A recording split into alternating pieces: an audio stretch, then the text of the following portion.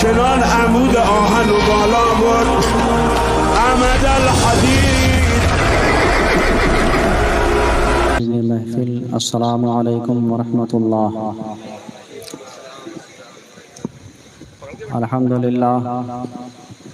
للہ نحمده ونستعینه ونستغفره ونؤمن به ونتوکل علیہ ونعوذ باللہ من شرور انفسنا ومن سیئات اعمالنا من يهده الله فلا مضل له ومن يضلله فلا هادي له ونشهد أن لا إله إلا الله وحده لا شريك له ونشهد أن سيدنا محمدا عبده ورسوله. قال الله تبارك وتعالى في القرآن المجيد والفرقان الحميد وَإِذْ يَمْكُرُ بِكَ الَّذِينَ كَفَرُوا لِيُثْبِتُوكَ أَوْ يَقْتُلُوكَ أَوْ يَخْرُجُوكَ وَيَمْكُرُونَ وَيَمْكُرُ اللَّهُ وَاللَّهُ خَيْرُ الْمَاكِرِينَ. صدق الله العلي العظيم وبلغنا رسوله النبي الأمين المبين المتين الكريم ونحن على ذلك لمن الشاهدين والشاكرين والحمد لله رب العالمين.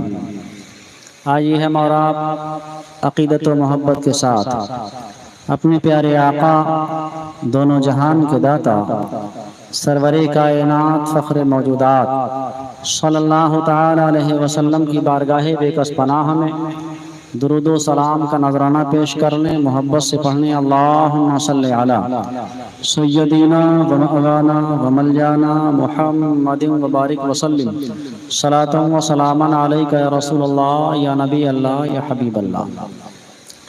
بارگاہ رسالت میں آپ صلی اللہ تعالی علیہ وسلم نے ایک مرتبہ اور ہدیہ درود پاک صلی اللہ علی النبی الامین وآلہ صلی اللہ علیہ وسلم صلاۃ و سلاما علیک یا رسول اللہ یا نبی اللہ یا حبیب اللہ اپنے مدینے والے آقا تاجدار عرب و عجم فخر دو عالم صلی اللہ تعالی علیہ وسلم کو دل کی گہرائیوں سے محبت کے ساتھ ایک مرتبہ اور یاد کر لیں. عقیدت سے پڑھیں اللہم صلی علی سیدنا و مولانا و ملجانا محمد وبارک وسلم صلاۃ و سلاما علیک یا رسول اللہ یا نبی اللہ یا حبیب اللہ. یا خدا بہر جناب مصطفیٰ امداد کن یا رسول اللہ اس بہر خدا امداد کن. یا خدا بہر جناب مصطفیٰ امداد کن یا رسول اللہ اس بہر خدا امداد کن. یا شفیع المذنبین یا رحمتا للعالمین یا شفیع المذنبین یا رحمتا للعالمین یا امان الخائفی یا ملتجا امداد کن. یا امان الخائفی یا ملتجا امداد کن. اور یا شہید کربلا یا دافع کرب و بلا یا شہید کربلا یا دافع کرب و بلا گل رخا شہزادہ گلگوں قبا امداد کن. گل رخا شہزادہ گلگوں قبا امداد کن. اور غوث اعظم بامان بے سر و ساما مدد قبلہ دین مدد کعبہ ایما مدد بگرداب بلا افتادہ کشتی ضعیفان و شکستان رات پشتی بحق خواجہ عثمان ہارونی مدد کن یا معین الدین چشتی. قادریم نعرہ یا غوث اعظم میزنم دمز شیخ احمد رضا خان قطب عالم میزنم دمز شاہ مرشدی مفتی اعظم میزنم. ایک مرتبہ اور درود شریف پڑھ لیں اللہم صلی علی سیدنا و مولانا و ملجانا محمد وبارک وسلم صلاۃ و سلاما علیک یا رسول اللہ یا نبی اللہ یا حبیب اللہ. قابل مبارکباد ہیں جملہ حاضرین و سامعین، خاص طور سے اراکین و منتظمین کہ جنہوں نے محبت رسول اور محبت آل رسول کا ثبوت پیش کرتے ہوئے ذکر شہدائے کربلا کے نام سے منسوب آج کی اس بابرکت اور نورانی محفل کو سجایا. اللہ پاک کی بارگاہ میں دعا ہے کہ پروردگار عالم ذکر شہدائے کربلا کی اس مبارک اور نورانی محفل کو اپنی بارگاہ میں قبول فرمائے، اور ہمیں اور آپ کو سب کو شہدائے کربلا اور اہل بیت اطہار کا صدقہ عطا فرمائے۔ یقیناً مبارکباد کے قابل ہیں وہ سارے حضرات جنہوں نے شرکت کی یا کسی بھی طریقے سے دامے درمے قدم سخانے حصہ لیا۔ اللہ تعالیٰ سب کو دارین میں جزائے خیر کی توفیق عطا فرمائے۔ آج محرم الحرام کی پہلی تاریخ گزر گئی۔ میں آپ سارے حضرات کو اسلامی نئے سال کی مبارکباد پیش کرتا ہوں اور دعا کرتا ہوں کہ اللہ تعالی ہمیں اور آپ کو سارے عالم کے مسلمانوں کو اسلامی نیا سال مبارک و مسعود فرمائے۔ اس کی برکتیں رحمتیں اللہ تعالی ہمیں اور آپ کو سب کو عطا فرمائے۔ چونکہ اسلامی نئے سال کا تعلق ہجرت رسول صلی اللہ تعالی علیہ وسلم سے ہے، تو میں آج اپنی گفتگو کو جو میں نے موضوع دیا ہے وہ ہجرت رسول صلی اللہ تعالی علیہ وسلم ہی ہے، جس میں ہجرت کا بھی انشاءاللہ تذکرہ ہوگا، اور ساتھ ساتھ میں سرکار یار غار سیدنا صدیق اکبر رضی اللہ تعالی عنہ کا تذکرہ بھی ہوگا۔ شہدائے کربلا کے ذکر کی محفل میں آنے والوں، اپنی نیت کے اندر خلوص پیدا کرو، اخلاص پیدا کرو۔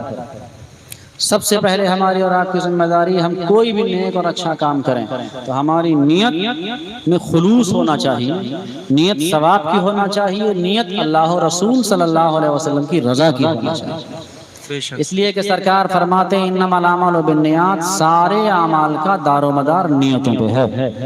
بے شک اگر نیت میں خلوص ہوگا تو ہمیں انشاءاللہ اس کا ثواب بھی ملے گا، اس کا فائدہ بھی ملے گا، اس کی برکتیں بھی حاصل ہیں۔ یہ محفل بڑی مبارک محفل ہے، جو محفل اللہ کے رسول کے نواسوں سے منسوب ہو، اہل بیت پاک کی نبوت سے منسوب ہو، اس کی شان بہت بلند و بالا۔ انشاءاللہ العزیز اس کے تعلق سے میں بیان کروں گا۔ ایک مرتبہ درود شریف پڑھ لیں، اللہم صلی علی سیدنا و مولانا و ملجانا محمد مبارک وسلم صلاۃ و سلاما علیک رسول اللہ یا نبی اللہ یا حبیب اللہ۔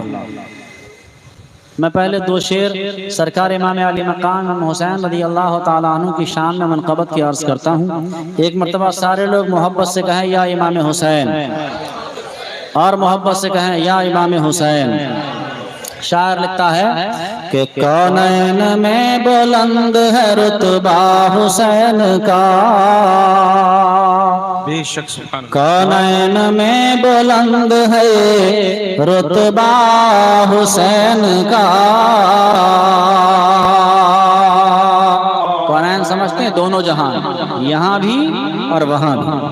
میرے نبی فرماتے ہیں ان الحسن والحسین سیدہ شباب اہل الجنہ، امام حسن اور امام حسین جنتی جوانوں کے سردار ہیں۔ سبحان اللہ سبحان اللہ۔ اور سرداروں کا تو ہر جگہ جلوہ ہوتا ہے، سردار جہاں بھی ہوتے ہیں وہاں ان کی شان ہی الگ ہوتی ہے۔ تو شاعر لکھتا ہے کہ کونین میں بلند ہے رتبہ حسین کا، کونین میں بلند ہے رتبہ حسین کا، ارے فرش زمین سے عرش تک چرچا حسین کا، فرش زمین سے عرش تک چرچا حسین کا۔ کیسا چرچا ہے حسین کا، کیسا ذکر ہے حسین کا، کیسی شان ہے حسین کی۔ جیسے ہی محرم کا چاند طلوع ہوتا ہے، حسین پاک کے نام کی محفلوں کا انعقاد شروع ہو جاتا ہے۔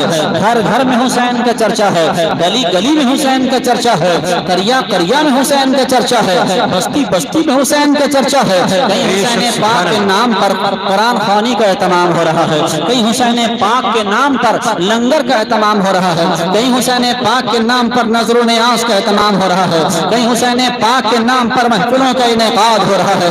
مختلف طریقے سے غلامان مصطفیٰ اور غلامان حسین اپنی اپنی محبتوں کا خراج بارگاہ حسین رضی اللہ تعالیٰ عنہ میں پیش کر کے دارین کی سعادتیں حاصل کر لیتے ہیں۔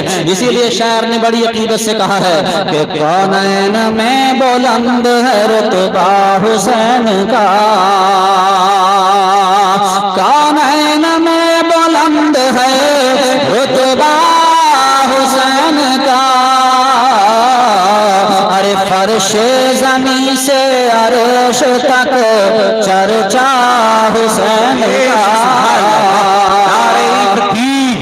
نعرہ رسالت، مسلک اعلیٰ حضرت، ذکر شہداء کربلا کانفرنس، ذکر شہدائے کربلا کانفرنس، نعرہ تکبیر، نعرہ رسالت۔ اور بے مثل ہے جہان میں کنبہ حسین کا، بے مثل ہے جہان میں کنبہ حسین کا۔ ذرا سمجھیے، کنبہ کہتے ہیں خاندان کو، حسین کا خاندان دنیا کے تمام خاندانوں میں بے مثال، حسین کا گھر دنیا کے تمام گھروں میں بے مثال، حسین کا گھر دنیا کے تمام گھروں میں بے مثال، حسین کا قبیلہ دنیا کے تمام قبیلوں میں بے مثال، حسین کا خاندان دنیا کے تمام خاندانوں میں بے مثال۔ اللہ اللہ! اور کیوں بے مثال ہے؟ شاعر نے دوسرے مصرے میں بڑی اچھی وجہ بیان کی ہے، آپ سنیں گے تو آپ کی عقیدت مچل جائے گی۔ توجہ فرمائے، شاعر لکھتا ہے کہ کونین میں کہ بے مثل ہے جہان میں بے مثل ہے جہان میں کنبہ حسین کا، بے مثل ہے جہان میں کنبہ حسین کا، ارے سلطان دو جہان ہے نانا حسین کا، سلطان دو جہان ہے نانا حسین کا۔ نانا بھی بے مثال ہیں اور نانا کی محبت بھی بے مثال ہے، نواسے بھی بے مثال ہیں، نواسوں کی شہادت بھی بے مثال۔ حسین پاک کی شان ہے، حسین پاک کی عظمت و رفت ہے، یقیناً یقیناً خوش نصیب ہیں وہ لوگ حسین پاک رضی اللہ تعالیٰ عنہ کی محفلیں سجاتے ہیں، ان کے نام کی برکتیں حاصل کرتے ہیں، ان کے ذکر پاک کی برکتیں حاصل کرتے ہیں۔ یقیناً یقیناً وہ اپنی سعادت مندی خوش قسمتی پہ اتنا ناز کریں میں تھوڑا ہے، یہ ان پر اللہ کا فضل ہے کہ اللہ تبارک و تعالیٰ نے ان لوگوں کو ذکر حسین رضی اللہ تعالیٰ عنہ، ذکر حسین رضی اللہ تعالیٰ عنہ کے نام سے محفل سجانے کی توفیق عطا فرمائی ہے۔ بس دعا یہ ہے کہ اللہ تبارک و تعالیٰ ہماری محبتوں کو امام حسین کی بارگاہ میں قبول فرما لے، ہماری عقیدتوں کو امام حسین کی بارگاہ میں قبول فرما لے۔ عزیزان ملت اسلامیہ، چونکہ میں نے کہا تھا کہ میری گفتگو کا موضوع آج ہجرت رسول صلی اللہ تعالیٰ علیہ وسلم ہے، جس آیت کریمہ کی تلاوت کا شرف میں نے حاصل کیا ہے، اس کا ترجمہ اور اس کے تعلق سے کچھ عرض کرنے سے پہلے ایک مرتبہ اور درود شریف پڑھ لیں۔ اللہم صلی علی سیدنا و مولانا و مولانا محمد مبارک وسلم صلاۃ و سلام علیک رسول اللہ یا نبی اللہ یا حبیب اللہ۔ میں کوشش کروں گا کہ مستند روایات کے ذریعے سے جو کچھ بیان کروں، ذکر شہداء کربلا یا ذکر اہل بیت یا صحابہ رسول صلی اللہ تعالی علیہ وسلم، جس کا بھی ذکر کروں کوشش کروں گا کہ مستند روایتوں کے ساتھ صحیح روایتیں اور صحیح باتیں، کام کی باتیں آپ تک پہنچاؤں۔ آپ انشاءاللہ اگر مسلسل اور متواتر سنیں گے تو آپ کو اس محفل کے ذریعے سے انشاءاللہ بہت کچھ فائدہ ہوگا اور بہت کچھ دینی معلومات حاصل ہو جائے گی۔ آپ دیکھ رہے ہیں ممبر شریف پر ہمارے شہر کی عظیم شخصیت حضرت علامہ مولانا عزیز القدر حضرت علامہ مولانا ناظم رضا مصباحی صاحب بھی تشریف فرما ہیں۔ اب میں کیا تعارف کراؤں، آپ جانتے ہی ہیں ان کے متعلق، یہ آپ کے محلے کے ہیں۔ دعا ہے کہ اللہ تبارک و تعالی ان کے علم و عمل میں برکتیں عطا فرمائے۔ ایسے علماء دین آپ کو بہت کم دیکھنے کو ملتے ہیں، آج علماء کی تعداد بہت زیادہ ہے، لیکن آپ کو پتا ہے کہ ہمارے شہر کے حالات کیا ہیں۔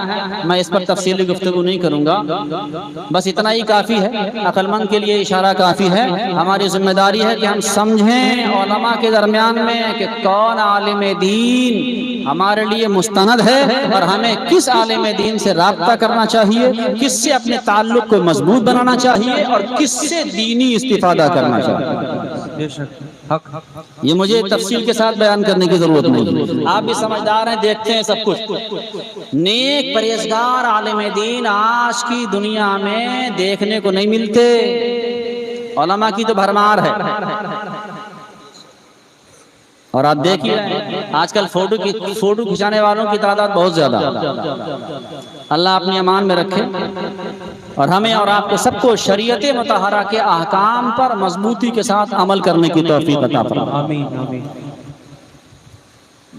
میں نے اشتہار دیکھا تھا اس میں لکھا تھا حافظ کیا نام تھا مرحوم حافظ مرحوم اکرم نوری صاحب کی، ان کا نام بہت سنا ہے میں نے، بہت پہلے سے اگرچہ ملاقات نہیں ہوئی، لیکن بہت معروف شخصیت تھے اور بہت نیک اور پرہیزگار تھے، آپ حضرات بھی جانتے ہوں۔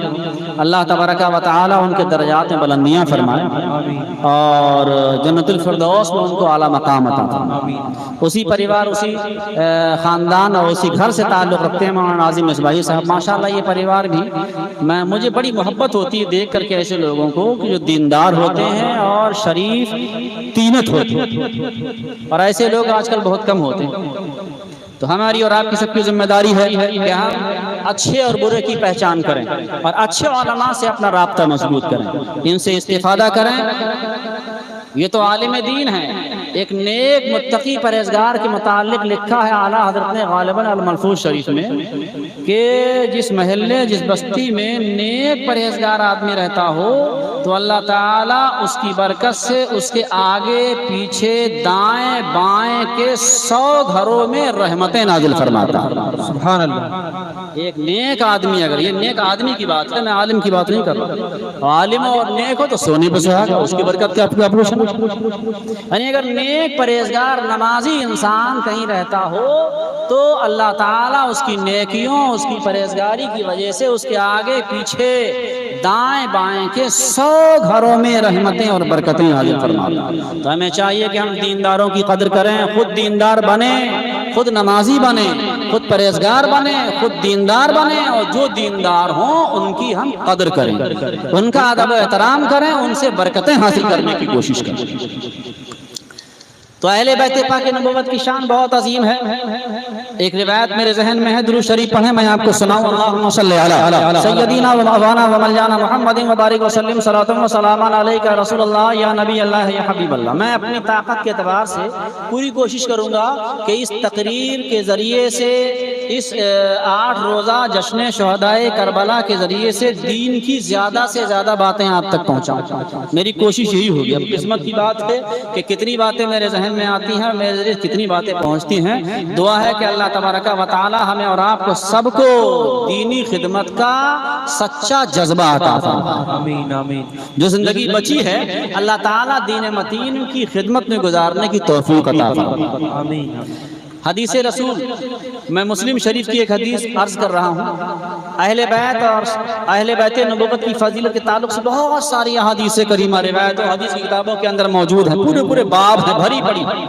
مسلم شریف کی حدیث ہے جس کے راوی حضرت زید بن ارقم رضی اللہ تعالیٰ عنہ بڑے جلیل القدر صحابی ہیں۔ وہ ارشاد فرماتے ہیں کہ اللہ کے رسول صلی اللہ علیہ وسلم مدینہ المنورہ اور مکہ المکرمہ کے درمیان میں مقام حجفہ میں غدیر خم کے پاس کھڑے ہو کر کے خطبہ ارشاد فرمایا۔ اللہ کے پیغمبر نے خطبہ دیا، صحابہ کرام کا نورانی مجمع ہے، میرے آقا اپنے صحابہ کے درمیان میں جلوہ فرما ہے، میرے آقا اپنے صحابہ کو خطبہ ارشاد فرما رہے ہیں۔ راوی حدیث حضرت زید بن ارقم رضی اللہ تعالیٰ عنہ ارشاد فرماتے ہیں کہ اللہ کے رسول صلی اللہ تعالیٰ علیہ وسلم نے پہلے اللہ تعالیٰ کی حمد و ثنا بیان فرمائی، اللہ تعالیٰ کی تعریف و توصیف بیان فرمائی، اور پھر ہم لوگوں کو واعظ و نصیحت فرمایا۔ ہم لوگوں کو واعظ و نصیحت سے فارغ ہونے کے بعد ارشاد فرمائے، اے لوگو میں ایک انسان ہوں اور قریب ہے کہ اللہ کا فرشتہ یعنی ملک الموت اللہ کا پیغام لے کر کے میرے پاس آئے اور میں اپنے رب کے پیغام کو قبول کروں۔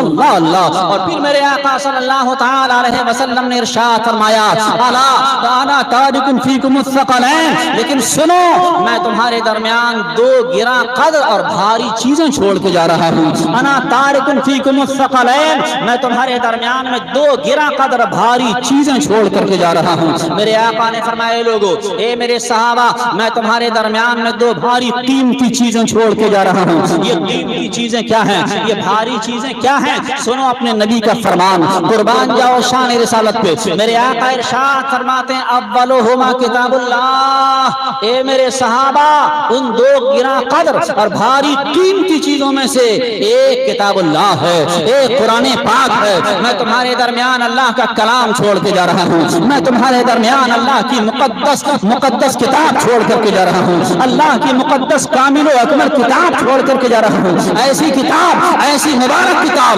ایسی نورانی کتاب جو سارے عالم کے لیے ہدایت کا ذریعہ ہے. اللہ اللہ. راوی حدیث حضرت زید بن ارقم رضی اللہ تعالیٰ عنہ ارشاد فرماتے ہیں اللہ کے رسول صلی اللہ تعالیٰ علیہ وسلم نے ہمیں کتاب اللہ کی طرف رغبت دلائی، کتاب اللہ پر ابھارا، اور پھر اس کے بعد اللہ کے رسول صلی اللہ علیہ وسلم نے ارشاد فرمایا وَإِتْرَتِي وَأَهْلُ بَيْتِي أُذَكِّرُكُمُ اللَّهَ عَلَى بَيْتِي أُذَكِّرُكُمُ اللَّهَ عَلَى بَيْتِي. اے میرے صحابہ، میں دوسری گرا قدر اور بھاری چیز تمہارے درمیان میں چھوڑ کے جا رہا ہوں، وہ میرے اہل بیت ہیں. میں تمہیں اہل بیت کے متعلق اللہ کی یاد دلاتا ہوں. میں تمہیں اللہ اپنے اہل بیت کے متعلق اللہ سے ڈراتا ہوں. مطلب یہ ہے کہ یہ دو ایسی قیمتی چیزیں ہیں، جب تک تم ان دو قیمتی چیزوں کو مضبوطی سے تھامے رہو گے انشاءاللہ دنیا بھی کامیاب ہو جائے گی اور آخرت بھی کامیاب ہے. سبحان اللہ. نعرہ تکبیر، نعرہ رسالت، مسلک اعلی حضرت، مسلک اعلی حضرت، ذکر شہدائے کربلا کانفرنس. نعرہ تکبیر. اور دوسری حدیث ترمذی شریف کی حدیث ہے.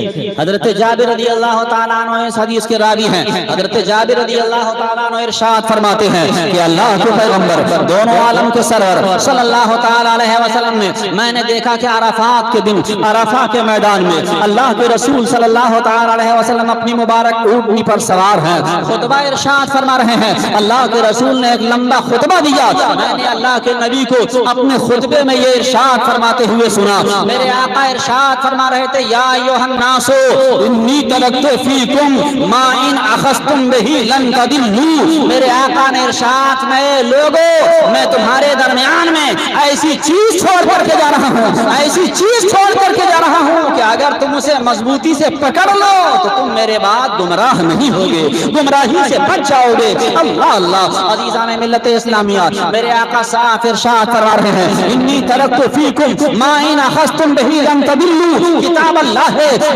کتاب اللہ ہے. اہل بیتی اطرتی، اہل بیتی. میرے نبی فرماتے ہیں میں تمہارے درمیان میں ایسی چیز چھوڑ کر کے جا رہا ہوں، اگر تم مضبوطی سے پکڑو تو میرے بعد گمراہ نہیں ہوگے، گمراہی سے بچ جاؤ گے. ایک کتاب اللہ ہے اور دوسرے میرے اہل بیت ہیں، یعنی میرے اولاد ہے، میرے گھر والے ہیں. اگر تم میرے گھر والوں، میرے اہل بیت کا دامن مضبوطی سے تھامے رہو گے اور کتاب اللہ کے احکام پہ سختی سے عمل کرتے رہو گے تو دنیا میں بھی کامیاب ہو جاؤ گے اور آخرت میں بھی کامیاب ہو جاؤ گے.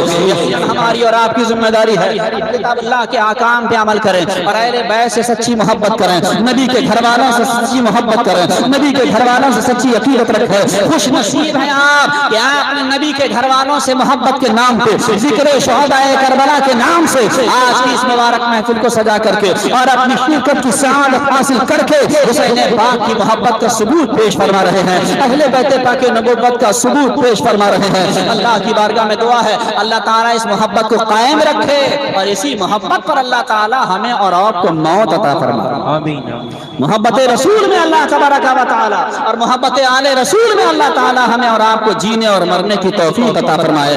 اب آ جاؤ پلٹ کے میں اپنی موضوع کی طرف آتا ہوں. اللہ کے رسول صلی اللہ تعالیٰ علیہ وسلم مکہ المکرمہ کی مقدس سرزمین پر ہے. اعلان نبوت فرمانے کے بعد کفار مکہ نے جو ایذا رسانی کی ہے، قدم قدم پہ اللہ کے رسول صلی اللہ تعالیٰ علیہ وسلم کو اور صحابہ کرام کو جو تکلیف پہنچائی ہے، جو پریشانیاں پہنچائی ہے، وہ جب ظاہر ہے آپ بخوبی جانتے ہیں. کفار و مشرکین کی تکلیفوں سے تنگ آ کر کے بہت سارے مسلمانوں نے ہجرت کی. کچھ مسلمان حبشہ کی طرف ہجرت کر گئے اور کچھ مسلمان مدینۃ المنورہ کی طرف ہجرت کر گئے. مکے میں چند لوگ رہ گئے تھے. اللہ کے رسول صلی اللہ علیہ وسلم تھے، سرکار سیدنا صدیق اکبر تھے، حضرت مولا کائنات مولا علی مشکل کشا شیر خدا رضی اللہ تعالیٰ عنہ تھے اور چند ایک اور تھے. باقی زیادہ تر مسلمان یا تو حبشہ چلے گئے یا مدینۃ المنورہ ہجرت کر گئے تھے. کفار مکہ نے سوچا کہ یہ اچھا موقع ہے، یہ سنہرا موقع ہے. اب مسلمانوں کی تعداد بہت تھوڑی ہے، اس وقت میں اللہ کے رسول صلی اللہ علیہ وسلم کو قتل کر دینا معاذ اللہ بڑا آسان کام ہے. تو ابو لہب، شیبہ اور سرداران قریش نے اپنے دار الندوہ میں پنچایت گھر میں ایک بہت بڑی میٹنگ قائم کی، ایسی میٹنگ قائم کی، ایسی مجلس شورا کو قائم کیا جس میں مکے کے بڑے بڑے رؤسا شریک ہوئے، مکے کے بڑے بڑے سردار شریک ہوئے۔ اللہ اللہ عزیزان ملت ذرا غور کرو، یہ لوگ اپنے دار الندوہ میں پنچایت گھر میں جمع ہو گئے، بڑے بڑے رؤسا موجود ہیں، بڑے بڑے امراء موجود ہیں، انہی کے درمیان میں شیطان لعین ایک بوڑھے انسان کی شکل میں کمبل اوڑھ کر کے آیا، اللہ اللہ، اور شرکت کی خواہش کی۔ ان لوگوں نے پوچھا تم کون ہو، کہاں سے آئے ہو؟ کہنے لگا میں شیخ نجد ہوں، مجھے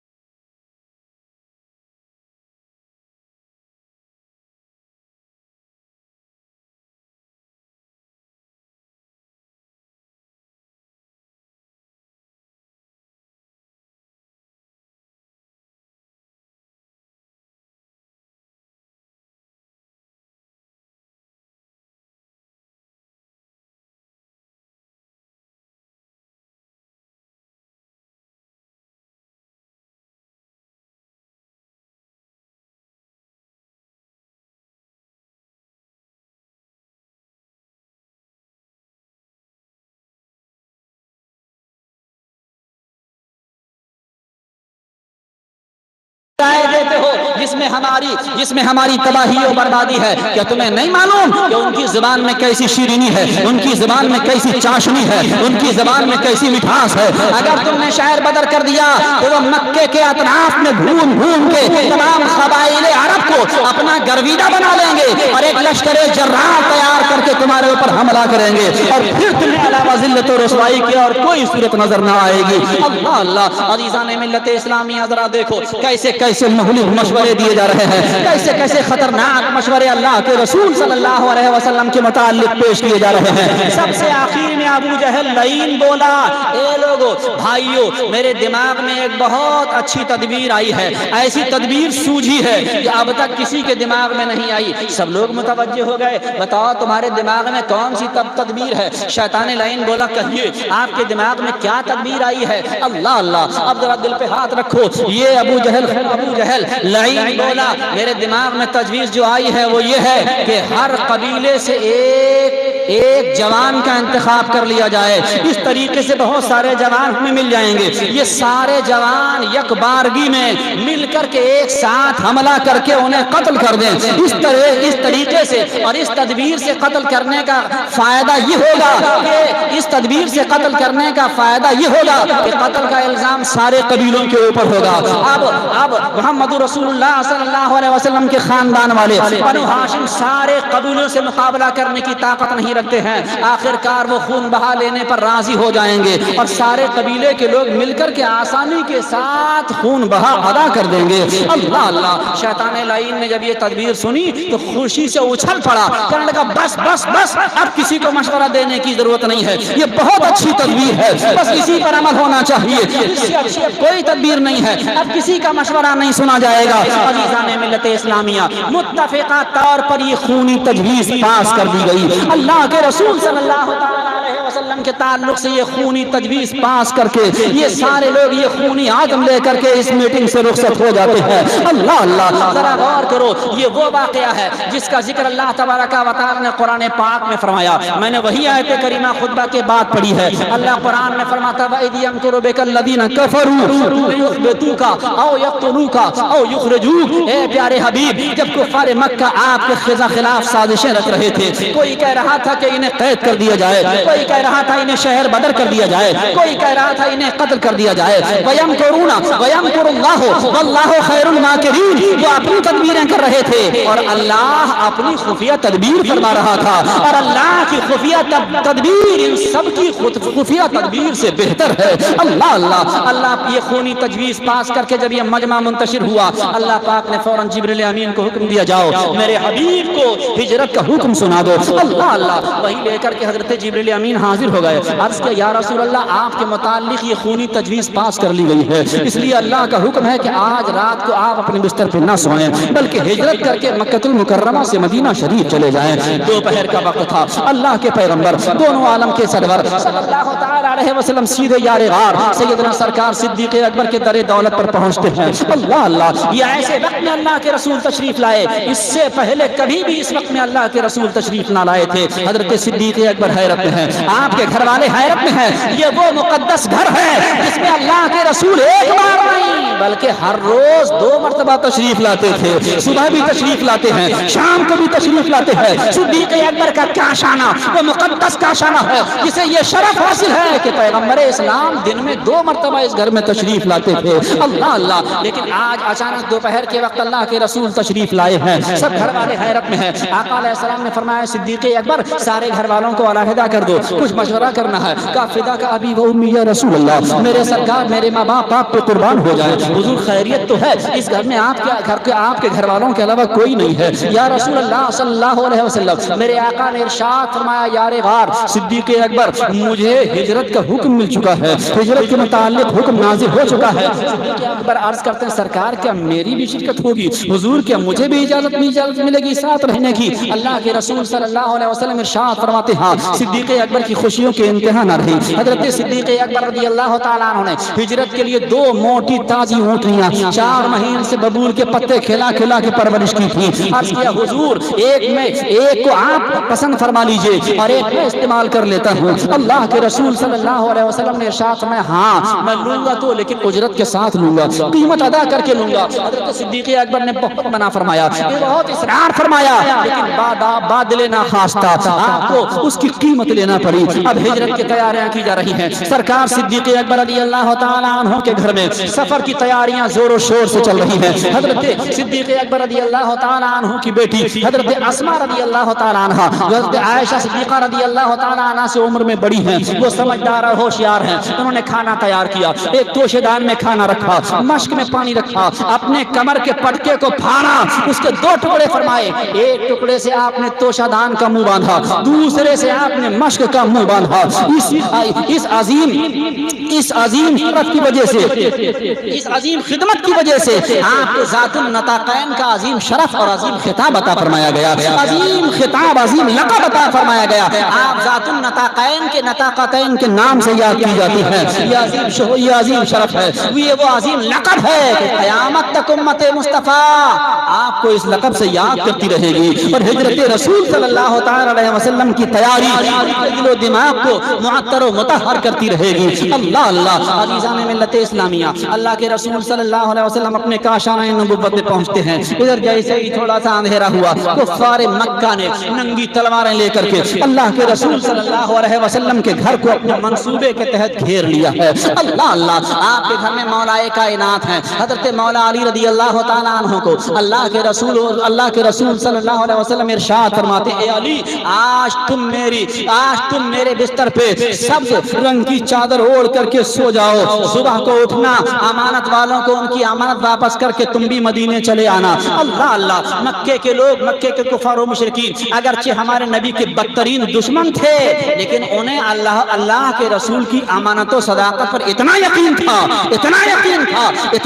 تھا کہ وہ اپنے قیمتی سامان پورے مکے میں کسی کے پاس نہیں رکھتے تھے بلکہ زیادہ تر اللہ کے رسول کے پاس ہی رکھا کرتے تھے. اللہ کے رسول کی بارگاہ میں اس وقت کی مکے کے بہت سارے لوگوں کی امانتیں رکھی ہوئی تھی. اللہ اللہ. صداقت ایسی ہے، امانت صداقت یہ دشمن بھی آپ کی صداقت کا اعتراف کرتا ہوا نظر آ رہا ہے. وہ اگرچہ آپ کا جانی دشمن ہے لیکن اپنے ضروری قیمتی سامان کو آپ کی بارگاہ میں امانت رکھتا ہے. مولا کائنات سے فرماتے علی صبح کو اٹھنا, امانت والوں کو ان کی امانتیں واپس کر کے تم بھی مدینے واپس چلے جانا. اللہ اللہ. عزیزان ملت اسلامیہ, مولا کائنات رضی اللہ تعالی عنہ کے لیے آج کی رات اس بستر پہ سونا کوئی معمولی بات نہ تھی. حضرت علی بھی جانتے تھے آج اللہ کے رسول صلی اللہ تعالی علیہ وسلم کے بستر پہ سونا کس قدر خطرناک ہے. کفار مکہ نے ننگی تلواروں سے اللہ کے رسول کے گھر کا محاصرہ کر لیا ہے. اللہ اللہ. میرے آقا صلی اللہ علیہ وسلم کے فرمان کو شاعر نے اپنے پیارے انداز میں کہا ہے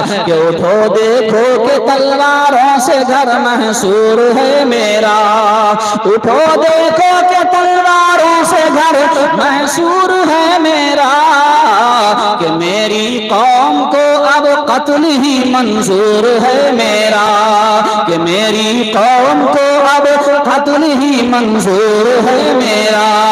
نکلنا اور اس عالم میں تلواروں پہ چلنا ہے, نکلنا اور اس عالم میں تلواروں پہ چلنا ہے, مگر حکم خدا ہے اس لیے ہم کو نکلنا ہے, مگر حکم خدا ہے اس لیے ہم کو نکلنا ہے. اللہ کے رسول صلی اللہ تعالیٰ علیہ وسلم ہجرت کی تیاری فرما چکے ہیں, نکلنے کا ارادہ فرما رہے ہیں. ذرا غور تو کرو, کفار و مشرکین ننگی تلواریں لے کر کے اللہ کے رسول کے گھرے, اللہ کے رسول کے کاشانہ نبوت کا محاصرہ کیے ہوئے ہیں. میرے آقا نے ایک مٹھی مٹی لی اور سورہ یاسین شریف کی ابتدائی آیتیں فَأَغْشَيْنَاهُمْ فَهُمْ لَا يُبْصِرُونَ تک تلاوت فرمائی.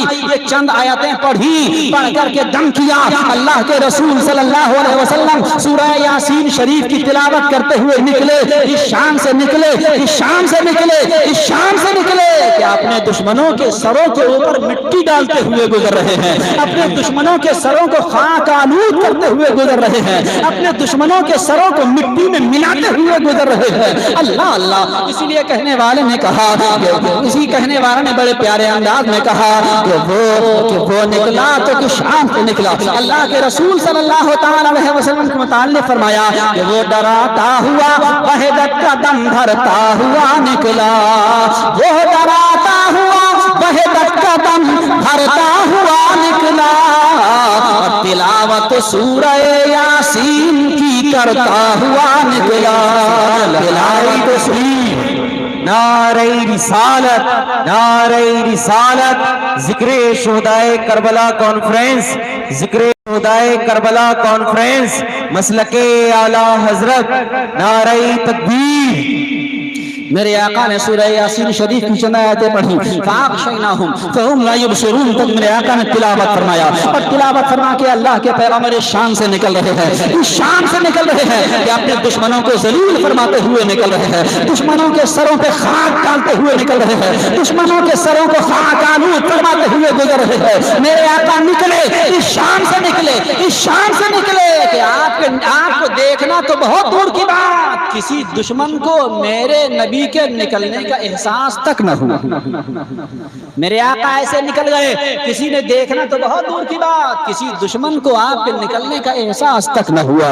آج کچھ لوگ کہتے ہیں کہ حضور حیات ہے, حضور زندہ ہے. سنی لوگ کہتے ہیں حضور حیات ہے, حضور زندہ ہے. اگر زندہ ہے تو ہمیں نظر کیوں نہیں آتے؟ میں کہتا ہوں ظالموں, جاہلوں, حضور کی بات کرتے ہو. ارے حضور جب تمہارے اوپر سے مٹی ڈال کر کے نکل رہے تھے تمہیں تو اس وقت بھی حضور نظر نہیں آئے تھے. حضور کو دیکھنا ایمان والوں کا کام ہے, ایمان والوں کی شان ہے. کہنے والوں نے بڑے پیارے انداز میں کہا ہے کہ آنکھ والا تیرے جو بن کا تماشا دیکھے, آنکھ والا تیرے جو بن کا تماشا دیکھے, اور دیدہ کور کو کیا آئے نظر کیا دیکھے. تو عقل کا اندھا ہے, عقیدے کا اندھا ہے, عقیدے کے اندھوں کو حضور کیسے نظر آ جائیں گے؟ اللہ اللہ، میرے آقا صلی اللہ تعالیٰ علیہ وسلم اپنے کاشانہ نبوت سے شام سے نکل گئے کہ دیکھ رہے تو بہت دور کی بات، کسی دشمن کو آپ کے نکلنے کا احساس تک نہ ہوا۔ اللہ کے رسول نکلے، مقام حضورہ کے پاس پہنچے، صدیق اکبر سے وہاں ملاقات ہو گئی تھی، طے پا لیا گیا تھا، وہیں ملاقات ہو گئی تھی۔ عزیزان ملت اسلامیہ، اب سفر شروع ہے غار ثور کی طرف۔ اللہ کے رسول نے خواب کعبہ، خانہ کعبہ کو حسرت بھری نگاہوں سے دیکھا اور ارشاد فرمائے میرے شہر مکہ، تو مجھے اس قدر پیارا ہے کہ ساری روئے زمین میں سب سے زیادہ مجھے اگر کوئی شہر پیارا ہے تو تو ہی پیارا ہے، لیکن میری مجبوری ہے کہ میری قوم نے مجھے تیرے اندر رہنے کو مجبور کر دیا ہے، زمین میرے لیے تنگ کر دی گئی ہے، اس لیے میں حکم خداوندی کی تعمیل کرتے ہوئے تجھ سے رخصت ہو رہا ہوں۔ اللہ اللہ، میرے آقا صلی اللہ علیہ وسلم سفر شروع فرما دیتے ہیں، سرکار صدیق اکبر کے ساتھ میں سفر ہو رہا ہے، یار غار بھی ساتھ میں ہے۔ اللہ اللہ، غار ثور کی طرف اللہ کے رسول صلی اللہ علیہ وسلم تشریف لے جا رہے ہیں۔ غار ثور مکہ شریف میں جنوب کی جانب 3 میل کے فاصلے پر ہے، لیکن یہ سفر کوئی آسان سفر نہیں ہے۔ حضرت صدیق اکبر رضی اللہ تعالیٰ عنہ کبھی اپنے آقا کے آگے ہو جاتے ہیں، کبھی اپنے آقا کے پیچھے ہو جاتے ہیں، تھوڑی دور چلتے ہیں کبھی داہنی طرف ہو جاتے ہیں اور چلتے ہیں کبھی بائیں طرف ہو جاتے ہیں، یہ رنگ بدل رہے ہیں، کبھی آگے کبھی پیچھے، کبھی دائیں کبھی بائیں۔ میرے آقا نے فرمایا صدیق کیا وجہ ہے، تم کبھی آگے ہو جاتے ہو کبھی پیچھے ہو جاتے ہو، کبھی داہنے ہو جاتے ہو کبھی بائیں ہو جاتے ہو؟ اللہ اللہ، آخر کیوں اس طریقے سے تم یہ طریقہ بدل کے چل رہے ہو؟ یار غار نے فرمایا یا رسول اللہ صلی اللہ علیہ وسلم، مجھے جس طرف سے خطرہ ہوتا ہے، اگر مجھے آگے سے خطرہ معلوم ہوتا ہے تو میں آگے ہو جاتا ہوں، اگر مجھے پیچھے سے خطرہ معلوم ہوتا ہے تو میں پیچھے ہو جاتا ہوں، اگر داہنے کی طرف خطرہ معلوم ہوتا ہے تو دائیں ہو جاتا ہوں، اگر بائیں خطرہ معلوم ہوتا ہے تو میں بائیں ہوتا ہوں۔ اللہ اللہ، مطلب یہ ہے کسی بھی طریقے سے اپنی جان کو اپنے آقا کی ذات پاک پر قربان کرنے کے لیے تیار ہے۔ یہ ہے محبت صدیق اکبر کی، یہ عشق ہے صدیق اکبر کا، یہ صدیق اکبر کی صداقت ہے، یہ شان صداقت ہے کہ اپنی جان کو اپنے آقا کی ذات پاک پر قربان کرنے کو حیات سرمدی تصور فرماتے ہیں، حیات ابدی تصور فرما رہے ہیں۔ اللہ اللہ، سفر شروع ہے، اللہ کے رسول صلی اللہ علیہ وسلم کے پائے نازک زخمی ہو رہے ہیں، اس لیے کہ نوکیلے پتھروں کا سفر ہے، خاروار وادیوں کا سفر ہے، سخت تاریک رات کا سفر ہے۔ اللہ اللہ، صدیق اکبر نے دیکھا کہ میرے مصطفیٰ کریم کے پائے اقدس زخمی ہو رہے ہیں، اللہ کے رسول کو تکلیف ہو رہی ہے۔ اللہ اللہ، نبی کے پائے نازک پتھروں سے چوٹ کھاتے تھے، نبی کے پائے نازک پتھروں سے چوٹ کھاتے تھے، اور دل صدیق کے جذبات زخمی ہوتے جاتے تھے، دل صدیق کے جذبات زخمی ہوتے جاتے تھے، اور نہ دیکھا جا سکا پائے محمد کی جراحت کو، نہ دیکھا جا سکا پائے محمد کی جراحت کو، بسد اسرار کندھوں پر اٹھایا شان حضرت کو۔ اللہ اللہ، صدیق اکبر عرض کرتے آقا میرے سرکار میری جان آپ پہ قربان ہو، میرے آقا فدا کا ابی و امی یا رسول اللہ، میرے ماں باپ آپ پہ قربان ہو، حضور آپ کے قدم ہے نازک ان نوکیلے پتھروں کو برداشت نہیں کر پا رہے ہیں، سرکار آپ میرے کاندھے پہ سوار ہو جائیں۔ اللہ اللہ، ضد کر کے اپنے آقا کو اپنے کاندھے پہ سوار کر لیا۔ ذرا غور کرو، صدیق اکبر کی یہی وہ ادائیں ہیں جن اداؤں نے انہیں اصدق الصادقین بنا دیا۔ اللہ اللہ، جن اداؤں نے انہیں خلیفۃ المسلمین بنا دیا، افضل البشر بعد الانبیاء بالتحقیق امیر المؤمنین ابی بکر صدیق کے عظیم مقام کو فائز فرما دیا ہے۔ اللہ اللہ، اپنے آقا کو اپنے کاندھے پہ سوار فرما رہے ہیں اور خاردار وادیوں کو کچلتے ہوئے، خاردار وادیوں کو رونتے ہوئے، نوکیلے پتھروں کو رونتے ہوئے سرکار صدیق اکبر رضی اللہ تعالیٰ عنہ اس بلند پہاڑ کی چوٹی پہ پہنچ جاتے ہیں۔ اللہ اللہ، ذرا تصور کرو، صدیق اکبر کی قربانی دیکھو، صدیق اکبر کا عشق دیکھو، صدیق اکبر کی محبت دیکھو، صدیق اکبر کی جانثاری دیکھو، اپنی جان کو پاؤں پہ لگا کے اپنے آقا صلی اللہ تعالیٰ علیہ وسلم کو اپنے کاندھے پہ سوار کر کے غار ثور کی بلندیوں پہ پہنچا دیتے ہیں۔ اللہ اللہ، جب وہاں پہنچے ارشاد ہے میرے آقا آپ ٹھہرے، پہلے میں غار کو صاف کر لیتا ہوں، اس لیے کہ نہ معلوم کب سے یہ غار گندا اور جالا जाला वगैरह गंदगी इसके अंदर फैली हुई है। सरकार सिद्दीक़ अकबर खुद बजाते खुद तशरीफ ले गए, पूरे गार को साफ फरमाया। गार को साफ फरमाने के बाद उसमें आपको लंबे लंबे सुराख नजर आए। अपने बदन के कपड़े फाड़ फाड़ के अपने आका की हिफाजत के लिए एक जानिसार उन सारे सुराखों को बंद करता हुआ नजर आता है। सारे सुराख बंद कर दिए, सिर्फ एक या दो सुराख बाकी रह गए हैं। अल्लाह अल्लाह। अब आप अपने आका को आवाज देते हैं, सरकार करम फरमाइए, या रसूल अल्लाह तशरीफ ले आइए। अल्लाह के रसूल सल्लल्लाहु तआला अलैहि वसल्लम गार में तशरीफ ले जाते हैं और अपने यारे गार की मुबारक गोद में सरे अनवर रख कर के महवे आराम हो जाते हैं। अल्लाह अल्लाह। ए सिद्दीक़ अकबर, तुम्हारी अजमतों को सलाम, तुम्हारी रिफतों को सलाम, तुम्हारी बुलंदियों को सलाम। तुमने अपने कांधों पे शान रिसालत को जलवा फरमाया, अपनी गोद में अपने आका के सरे अनवर रख कर के आराम करा रहे हो। आज तुम्हारी गोद रहल की तरह अजमत वाली हो गई है, क्योंकि वो रहल जिस पे कुरान होता है वो अजमत वाली बन जाती है। इसी तरीके से सरकार सिद्दीक़ अकबर रज़ियल्लाहु ताला अन्हु अपने आका की हिफाजत फरमा रहे हैं। वहाँ मौलाए कायनात मक्के के लोगों की अमानतों का पहरा दे रहे हैं, इधर सिद्दीक़ अकबर अमानत खुदा की हिफाजत फरमा रहे हैं। अल्लाह अल्लाह। अज़ीज़ान मिल्लत इस्लामिया जरा गौर करें, ये सरकार सिद्दीक़ अकबर रज़ियल्लाहु ताला अन्हु की शान है, ये आपकी जानिसारियां हैं, जिन जानिसारियों ने आपको इतने अजीम मकाम पे पहुंचा दिया है, इतने बुलंद मकाम पे पहुंचा दिया है। इंशाअल्लाह अज़ीज़ मैं यहीं पर आप आज की गुफ्तगू खत्म कर रहा हूँ, क्योंकि आज पहला दिन है, आवाज़ भी मुतासिर हो रही है, और इंशाअल्लाह अज़ीज़ कल फिर मैं यहीं से शुरू करूँगा। लेकिन आपसे मेरी एक मुअद्दबाना गुजारिश है कि आप वक्त से तशरीफ ले आएँ और ये प्रोग्राम वक्त से शुरू होकर वक्त ही पे ख़त्म हो जाए, ज़्यादा लंबा ना हुआ, क्योंकि लंबा होने में आपको भी दिक्कत है और मुझे भी दिक्कत है। इसलिए आज 11 बज गया, ज़्यादा टाइम हो गया। कल